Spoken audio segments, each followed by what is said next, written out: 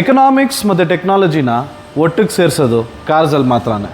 So ಇವತ್ತು ಅದೇ ಥರ ಟೆಕ್ನಾಲಜಿ ಪ್ಯಾಕ್ಟ್ ಆ್ಯಂಡ್ ಎಕನಾಮಿಕ್ಸ್ ಜೊತೆ ನಮ್ಮ ಹತ್ರ ಒಂದು MG ಕಾಮೆಟ್ ಬಂದಿದೆ.